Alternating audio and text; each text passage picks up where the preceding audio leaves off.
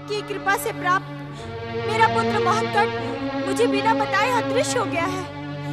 वो कहाँ है परमदेव? आप शीघ्र उसे मेरे पास भेजें, अन्यथा मैं अन्न जल का त्याग करके अपने प्राण त्याग दूंगी। मैं महत्कट के बिना नहीं रह सकती। महागणेश, मेरी सहायता करें, मुझ पर दया करें परमदेव। देवी अदिति, देवी अदिति। स्वामी, कहाँ है मेरा पुत्र महत्कट? वो हमसे बाल लीला कर रहा था ना? कहाँ है मेरा पुत्र? देवी अदिति, पुत्र महत्कट का हमसे दूर चले जाना उसकी बाल लीला नहीं, अवश्य ही परम देव श्री महागणेश की कृपा से हम वंचित हो गए हैं। देवी, ये आप क्या कह रहे हैं स्वामी? देवी, मैंने इस पर्वत प्रदेश के सभी क्षेत्रों में जाकर महत्कट की खोज की, आसपास के आश्रमों में जाकर उनकी पूछताछ की, परंतु किसी ने भी महत्कट के विषय में कुछ भी नहीं बताया। अदिति, कुछ भी नहीं बताया। यदि मेरा महत्कट लौट कर ना आया तो मैं अपने प्राण त्याग दूंगी। मैंने श्री महागणेश को साक्षी मानकर ये प्रतिज्ञा की है कि महत्कट के लौट कर आने तक मैं अन्न जल ग्रहण नहीं करूंगी। अपने आराध्य को प्रतिज्ञा के बंधन में बांधना उचित नहीं होता है। परम देव श्री महागणेश की कृपा सदा से हम पर रही है। हम पर और अधिक कृपा करने के उद्देश्य से उन्होंने महत्कट को हमसे दूर किया होगा। देवी, मैं एक पल के लिए भी महत्कट से दूर नहीं रह सकती। मेरी प्रतिज्ञा अटल है। यदि मेरा पुत्र लौट कर ना आया तो मैं अपने प्राण त्याग दूंगी। दुष्टा, शुभ कार्य में देर न कर। अब तेरा महत्कट कभी लौट कर नहीं आएगा। वो दैत्य शक्ति के उत्कर्ष की संभावना देखकर श्री महागणेश की शरण में चला गया है। इस समय मेरा मन दुखी है दीदी। मुझे अपनी बातों से और दुख ना दो। अब दुख और आंसुओं से तो तेरा जन्म जन्मांतर का संबंध है दुष्टा। अब तेरे भाग्य में दुख की काली छाया ने अपना डेरा बना लिया है। तेरे दोनों पुत्र इंद्र और सूर्य घोर शत्रु बनकर एक दूसरे से टकरा रहे हैं। उनकी शत्रुता से दैत्य जाति को अवश्य लाभ होगा, अवश्य। ये असत्य है। मेरे पुत्र एक दूसरे के शत्रु हो ही नहीं सकते। तुम मुझे पीड़ा पहुंचाने के लिए इस असत्य का प्रयोग कर रही हो। दैत्य गुरु शुक्राचार्य की भविष्यवाणी कभी असत्य नहीं हो सकती।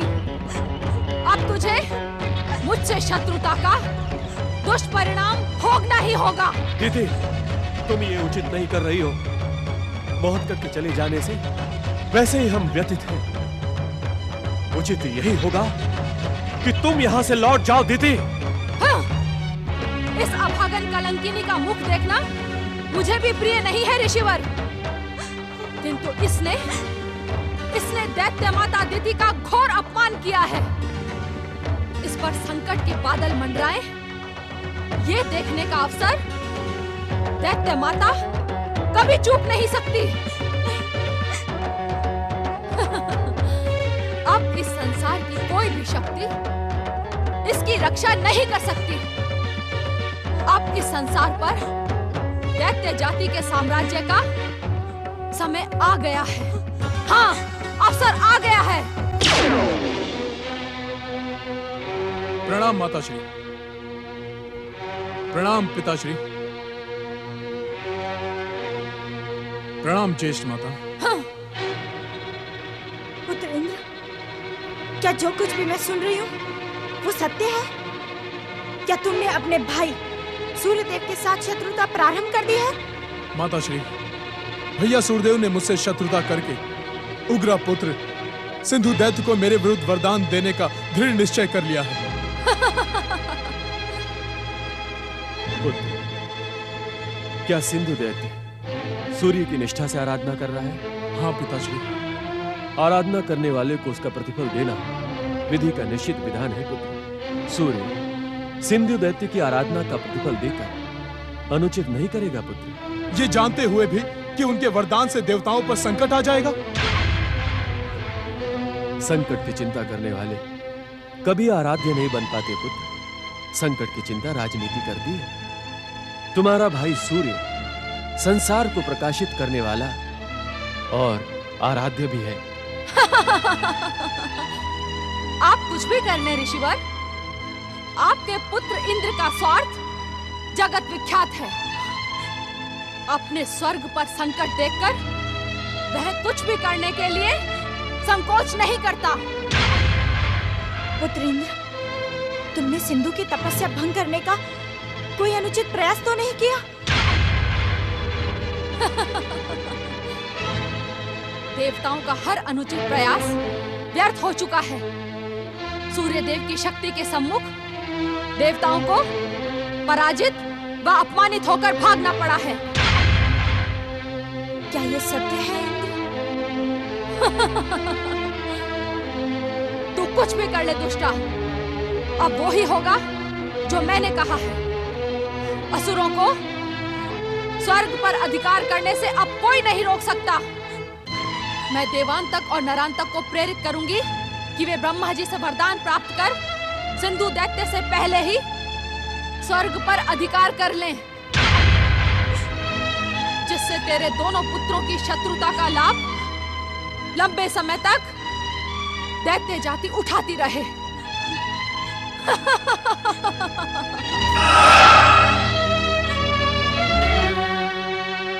पुत्र इंद्र, जो कुछ भी हुआ उचित न था।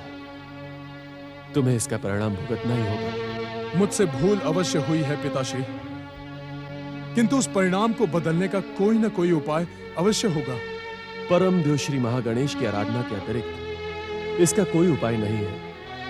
देवी अदिति, हमें पुत्र इंद्र पर आए संकट को समाप्त करने और अपने पुत्र महोत्कट को पुनः प्राप्त करने के लिए इसी समय परम देव श्री महागणेश की अखंड आराधना प्रारंभ करनी होगी। जो आज्ञा ऋषिवर। आओ। ओम भास्कराय नमः। ओम सूर्यदेवाय नमः। ओम देवासुरवंदिताय नमः। ओम भास्कराय नमः। ओम भुवनेश्वराय नमः। ओम देवासुरवंदिताय नमः। ओम सूर्यदेवाय नमः। ओम विवस्वते नमः। ओम भास्कराय नमः। ओम भुवनेश्वराय नमः।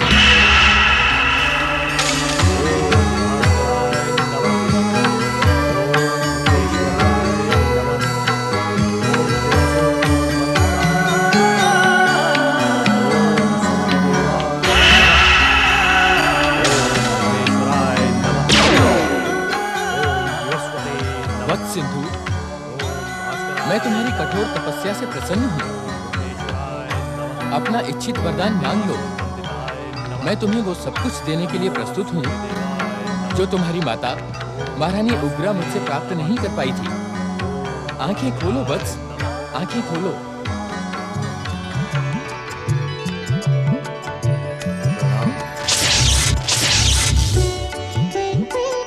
आप परम दयालु हैं सूर्यदेव, परम दयालु।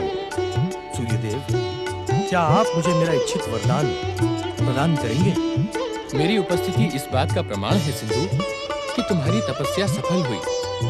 तुम अपना इच्छित वरदान प्राप्त कर सकते हो। मांगो, क्या मांगना है? भगवान भास्कर, यदि आप मुझ पर प्रसन्न हैं और यदि आप मुझे वरदान प्रदान करना चाहते हैं तो मुझे ऐसा वरदान दें जो आज तक किसी भी असुर या दैत्य ने प्राप्त ना किया हो। मैं परम दैत्य शक्ति और त्रैलोक्य का साम्राज्य चाहता हूँ। मैं स्वर्ग, पृथ्वी और पाताल के साथ ब्रह्मलोक, वैकुंठ और कैलाश पर अपना आधिपत्य स्थापित करना चाहता हूँ। देवों को अपने वश में करके मैं संसार के सारे सुखों का उपभोग करना चाहता हूँ। सूर्यदेव, मैं आपसे अमरता का वरदान भी चाहता हूँ, जिससे संसार की सभी शक्तियां मिलकर भी मेरा वध न कर सके। सूर्यदेव, आप मौन क्यों हैं? क्या आप मेरी कठोर तपस्या से प्रसन्न नहीं हैं? वत्स सिंधु, मैं तुम्हें पहले ही कह चुका हूँ कि मैं तुम्हारी तपस्या से प्रसन्न हूँ, परंतु मैं तुम्हें वे सब वरदान नहीं दे सकता जो तुमने मांगे हैं। अर्थात ना तो मैं तुम्हें त्रैलोक्य का साम्राज्य दे सकता हूँ, ना पूजनीय त्रिदेवों ब्रह्मा, विष्णु और महेश के आधिपत्य का अधिकार, और न ही मैं तुम्हें अमरता का वरदान दे सकता हूँ। जब आप मुझे कुछ दे ही नहीं सकते तो आपने मुझसे इतनी कठोर तपस्या करवाई क्यों? आपने मेरी शक्ति का इतना दुरुपयोग क्यों करवाया सूर्यदेव? तुम्हारी बातों पर तुम्हारी माता महारानी उग्रा की छाया दिखाई पड़ रही है। उसने भी कठोर तपस्या करने के बाद वरदान प्राप्त करते समय मेरा अपमान किया था। तुम भी मेरा अपमान करने की भयानक भूल कर रहे हो सिंधु। आपकी तपस्या करके मैंने अवश्य ही भूल की है सूर्यदेव। क्या तुम्हें मेरी तपस्या करने का पश्चाताप है?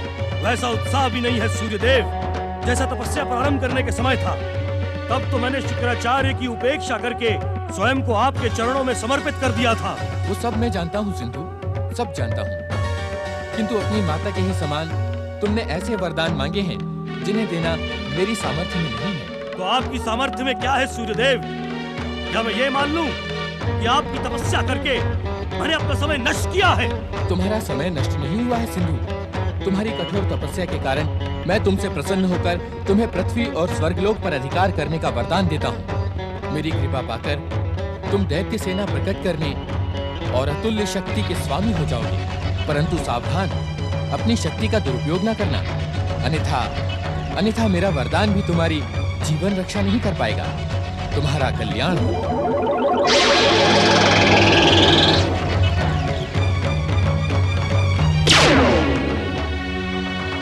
इतने निम्न वरदान देकर आप मेरे साथ छल नहीं कर सकते सूर्यदेव। आपको मुझे मेरे इच्छित वरदान प्रदान करने ही होंगे। आपको प्रकट होना ही होगा सूर्यदेव। प्रकट हो सूर्यदेव, प्रकट हो सूर्यदेव, सूर्यदेव प्रकट हो। इस मूर्खता के दोषी भी तुम स्वयं हो सिंधु दैत्य। यदि तुमने मेरा परामर्श मानकर हम दैत्यों के आराध्य भगवान शिव की तपस्या की होती तो इस प्रकार निराशा का मुंह न देखना पड़ता। सूर्यदेव से वरदान पाकर भी तुम दुखी हो, निराश हो। अब भी समय है सिंधु। मैंने तुझ जैसा निर्लज्ज व्यक्ति नहीं देखा। तू तो गुरु कहलाने के योग्य ही नहीं है। तुझे दैत्यों का गुरु किसने बना दिया? मूर्खता की बात ना कर दुष्ट। जिस प्रकार तुमने अपने समय और तपस्या का दुरुपयोग किया है, ऐसा दुरुपयोग किसी दैत्य ने नहीं किया। मैं दैत्य जाति का शुभ चिंतक हूँ। मेरा परामर्श मान और इसी क्षण से शिव आराधना प्रारंभ कर दे। कौन शिव? तू बार बार शिव का नाम लेकर मेरे क्रोध को क्यों उत्तेजित कर रहा है?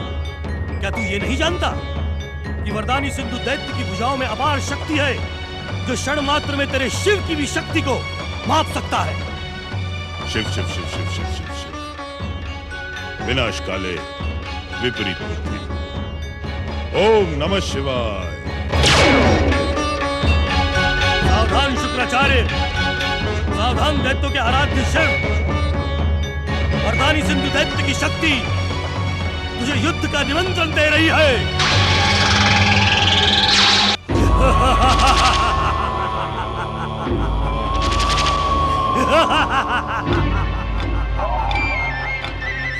दैत्य सेना प्रकट हो, वरदानी शक्ति प्रकट हो। महापराक्रमी दैत्यराज सिंधु की वरदानी महापराक्रमी दैत्यराज सिंधु की। दैत्य वीरों, मेरी इच्छा मात्र से तुम्हें आकार प्राप्त हुआ है। मेरी ही इच्छा से तुम पृथ्वी और स्वर्ग को विजयी करोगे। परंतु उससे पूर्व मुझे मूर्ख शुक्राचार्य की चुनौती का उत्तर देना है। मैं देखना चाहता हूँ कि दैत्यों के आराध्य शिव कितने शक्तिशाली है। वरदानी महापराक्रमी दैत्यराज सिंधु की। वरदानी महापराक्रमी दैत्यराज सिंधु की। देवादिदेव महादेव भगवान शिव की। देवादिदेव महादेव भगवान शिव की।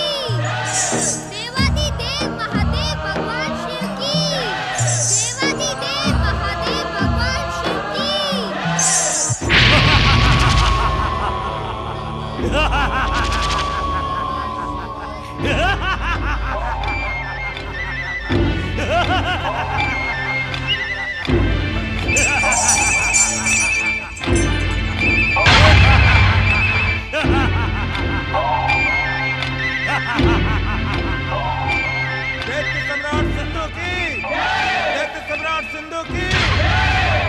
योगी भभूतधारी जो स्वयं अपनी रक्षा नहीं कर सकता, वो मुझे क्या वरदान देगा?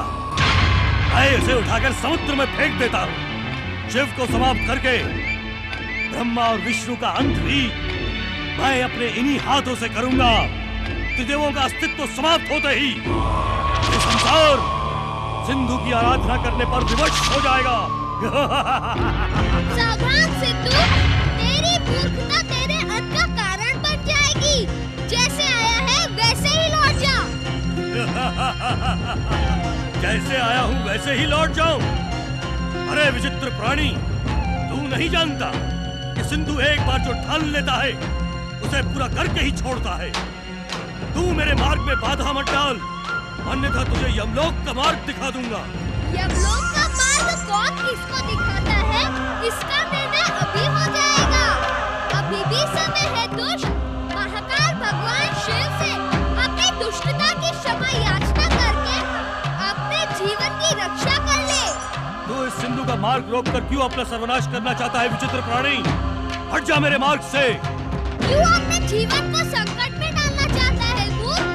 अभी भी समय है, लौट जा। जीवन तो तेरा संकट में पड़ गया है विचित्र प्राणी। अब मैं तुझे क्षमा नहीं करूंगा। तेरा क्रोध तेरी विचित्रता का अंत कर देगा।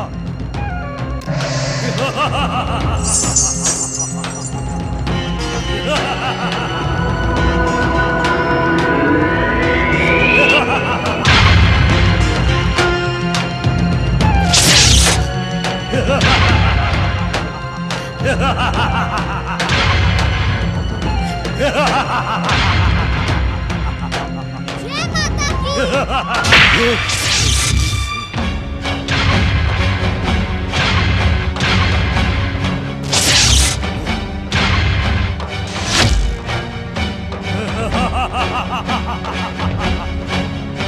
आक्रमण!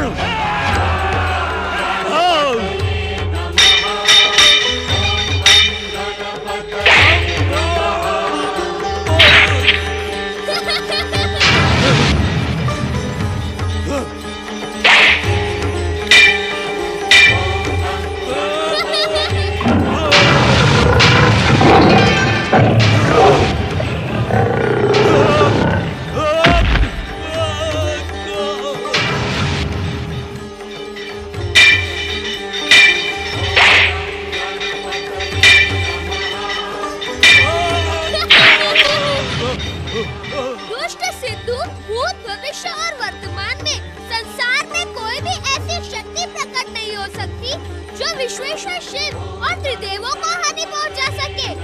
महादेव का अपमान करके तूने अपने आप को दंडित करवाने की भूमिका रच दी है। ले देख यमलोक का मार्ग।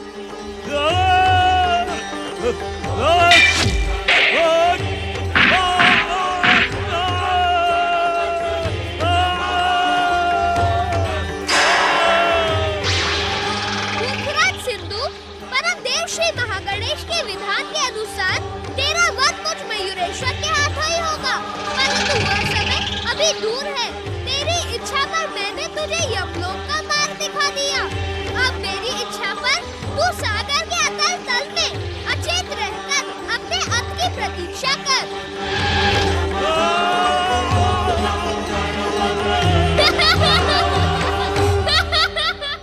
चुप न जाना बड़े भैया, मैं तो लक्ष्य साध ही लूंगा। यदि तुम चूक गए तो हिमाचल वाले यही कहेंगे कि छोटा भाई तो चतुर है, परंतु बड़ा भाई शिव शिव शिव शिव। ये उचित नहीं है अनुज गणेश, तुम मेरी एकाग्रता में बाधा पहुंचा रहे हो। शांत नहीं रह सकते? शांत ही तो नहीं रह सकता मैं, फिर भी प्रयास करता हूँ।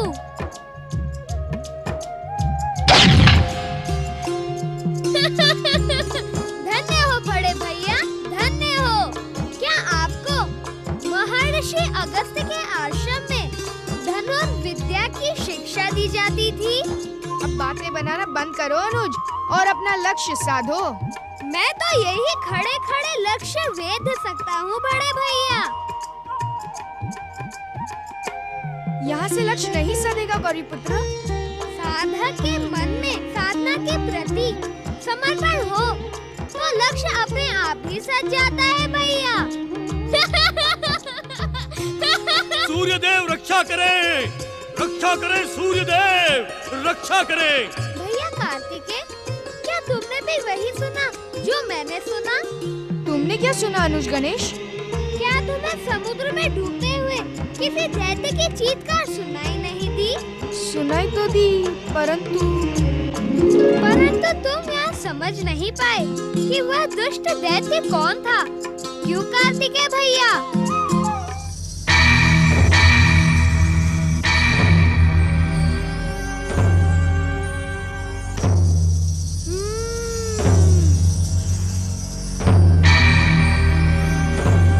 पूजा भैया, जिसने अभी तुमसे बात की, वह स्वर किसका है? ये हमारे समान कोई बालक है। वही जो तुम्हें शेषशैल पर्वत से कैलाश लाया था, जिसने तुम्हें माता पिता के दर्शन करवाए थे।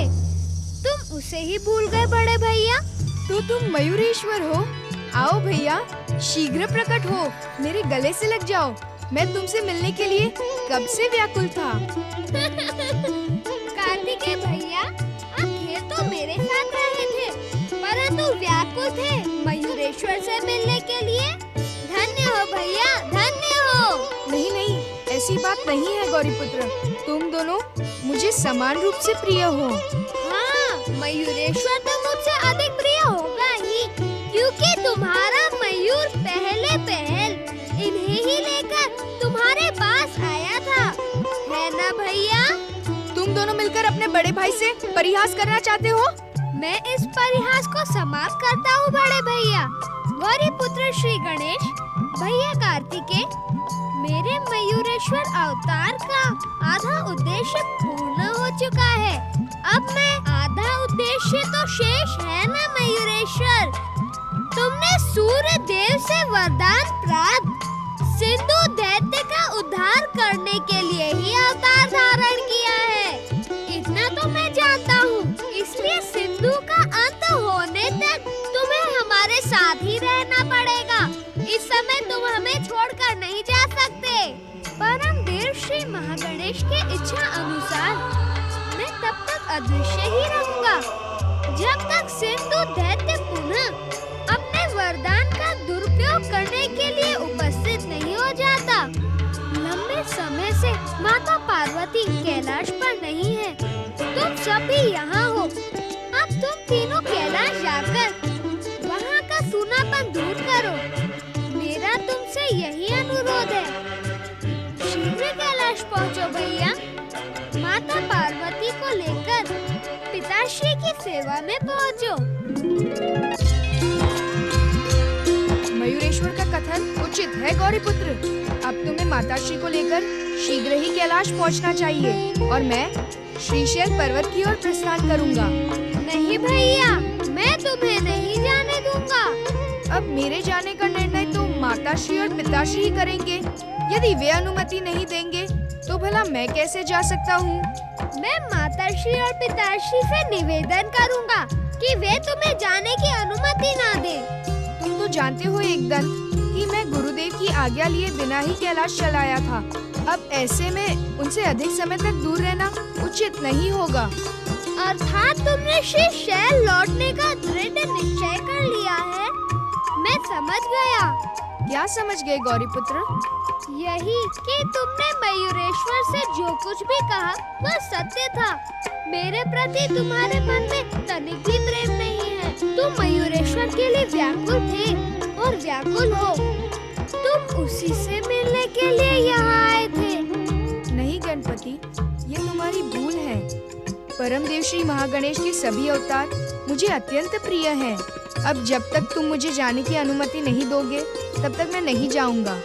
मैं तुम्हारे प्रेम की परीक्षा ले रहा था भैया। मैं तुम्हारे सच्चे प्रेम को जानता हूँ। गुरु से अधिक समय तक दूर रहना अनुचित है।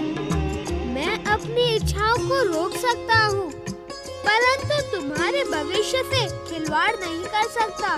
गुरुदेव के समीप जाने से पहले हमें कैलाश चलना होगा और कैलाश जाने से पहले हमें नानाश्री और नानीश्री की अनुमति लेनी होगी। चलो। तनी ठहरे भैया।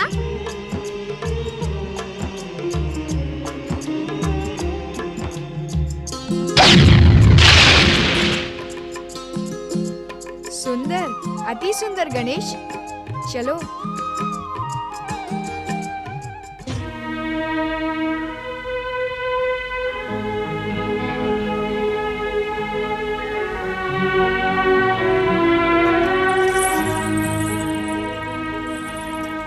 हिमाचल छोड़कर जाने का मन तो नहीं करता, परंतु कैलाश का सूनापन दूर करने के लिए अब तो जाना आवश्यक है।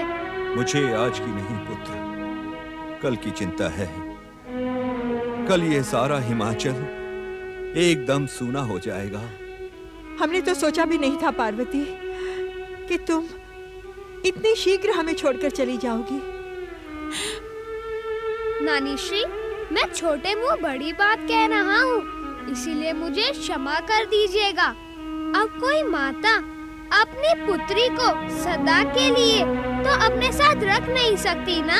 और आप तो जानती ही हैं कि माता के बिना कैलाश जीवनहीन हो गया है। नाना श्री, हम आपकी स्नेह छाया को छोड़कर जाना तो नहीं चाहते, परंतु कैलाश की स्थिति का अनुमान लगाकर हम तुम्हें रोकेंगे नहीं पुत्र, किंतु इतना अवश्य कहेंगे कि तुम तीनों के बिना यहाँ का जीवन एकदम निर्जीव हो जाएगा पुत्र, एकदम निर्जीव हो जाएगा। और हाँ, यदि संभव हो तो एक बार फिर शीघ्र चले आना यहाँ।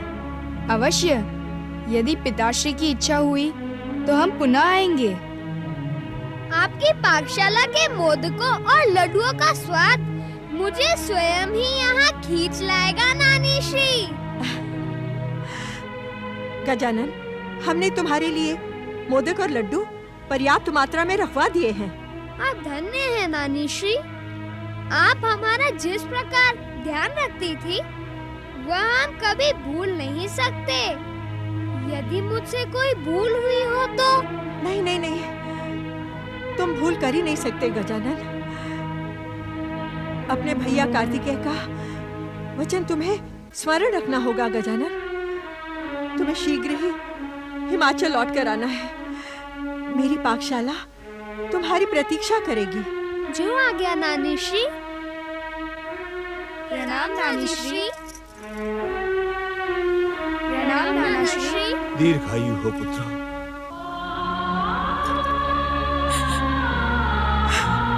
सदा सुहागन रहो पुत्र ही।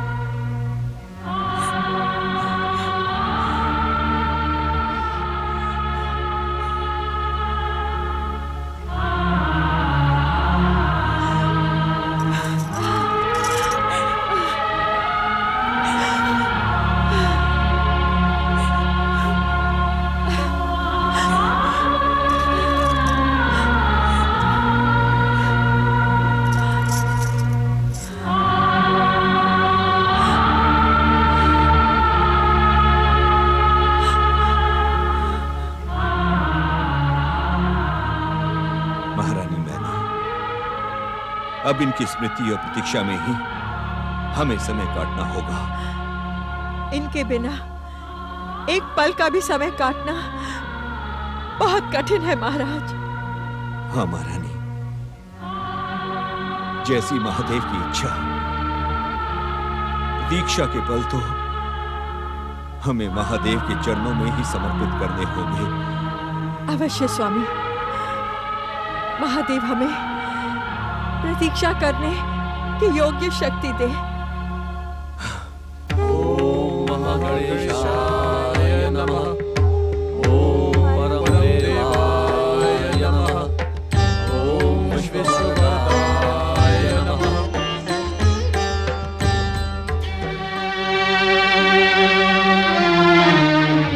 क्या हुआ स्वामी?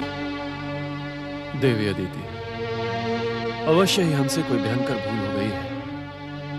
अन्यथा इतने लंबे समय तक परमदेव श्री महागणेश की अखंड आराधना करने के पश्चात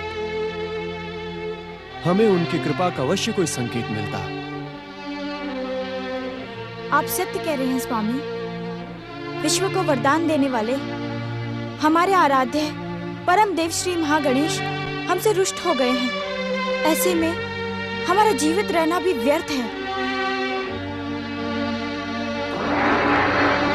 नारायण नारायण। प्रणाम ऋषिवर। प्रणाम देव। प्रणाम देव माता अदिति। देवराज, ऐसा प्रतीत होता है कि परमदेव श्री महागणेश की आपकी अखंड आराधना सफल सिद्ध हुई। मैं कुछ समझा नहीं देव ऋषि। नारायण नारायण। देवराज, परमदेव श्री महागणेश के मयूरेश्वर अवतार ने सूर्यदेव के वरदान से उत्पन्न सिंधु दैत्य को समुद्र के अतल तल में अचेत पड़े रहने को विवश कर दिया। उचित समय पर उचित समाचार सुनाकर आपने देवराज इंद्र को आनंदित कर दिया है। आप धन्य हैं। देवराज, मैं तो मात्र संदेश वाहक हूँ। यदि आपको आभार व्यक्त करना ही है तो परमदेव श्री महागणेश एवं अपने माता पिता का आभार व्यक्त करें, जिनकी सहायता से आपको सिंधु दैत्य के भय से मुक्ति मिली है। अवश्य देव ऋषि, अवश्य। आपकी लीला अपरंपार है श्री महागणेश। आपकी जय हो। पिताश्री, माताश्री, मैं आपके श्री चरणों को प्रणाम करता हूं। आपकी कृपा से स्वर्ग पर आया भयानक संकट टल गया। अब मैं सूर्य के पास जाऊंगा और उसे। पुत्र इंद्र, अपने भाई से शत्रुता बढ़ाना तुम्हारे लिए उचित नहीं होगा। तुम्हारी माता उचित कह रही है पुत्र।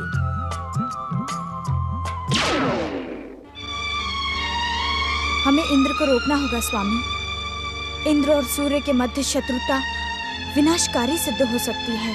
नारायण नारायण। देव माता अदिति एवं ऋषिवर, कृपया आप निश्चिंत रहें। परमदेव श्री महागणेश की कृपा से दोनों भाइयों को सद्बुद्धि प्राप्त होगी। शत्रुता का ये संकट मित्रता और प्रेम में बदल जाएगा। नारायण नारायण। ओम महागणेशाय नमः। ओम नमः शिवाय। ओम नमः शिवाय।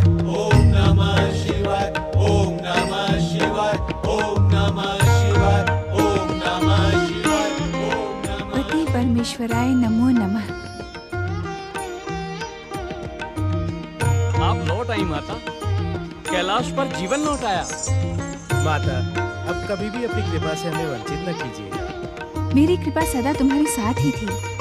यहाँ न रहते हुए भी मैं सदा तुम्हारे साथ थी। हे महादेव, हमारी प्रार्थना सुने। हमारी प्रार्थना सुने महादेव। हमारी प्रार्थना सुने। हमारी तपस्या सफल करे शंकर। हमारी तपस्या सफल करे शंकर।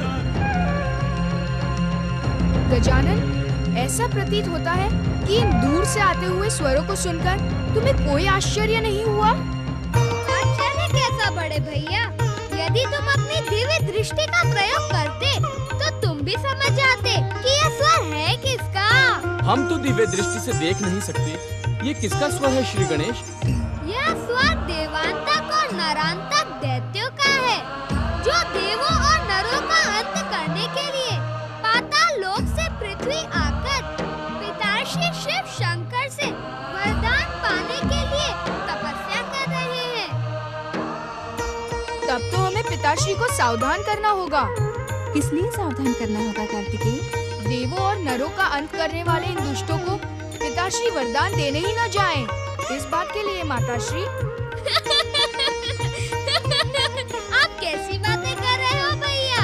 क्या महादेव कभी असावधान रह सकते हैं? समाधि में रहते हुए भी वे तीनों लोकों की घटनाओं को प्रत्यक्ष देखते रहते हैं। हे महादेव, हमारी प्रार्थना सुने। हमारी प्रार्थना सुने महादेव। दैत्यों के आराध्य शिव शंकर, हमारी प्रार्थना सुने। हमारी तपस्या सफल करे शिव शंकर। हमारी तपस्या सफल करे शिव शंकर।